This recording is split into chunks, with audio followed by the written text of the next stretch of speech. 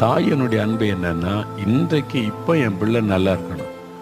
தகப்பனார் சொல்ல, ஒழுங்காக படிக்கலை, மார்க் எடுக்கலை, சாப்பாடு கொடுக்காத, முழங்கல்ல நிற்கட்டும் கொஞ்ச நேரம் அப்படின்னு சொன்னால், தாய் தெரியாமல் கூட்டு போய் சாப்பாடு கொடுத்துருவாங்க, தெரியாமல் கூட்டு போய் அவனுக்கு செய்ய வேண்டியெல்லாம் செஞ்சிருவாங்க.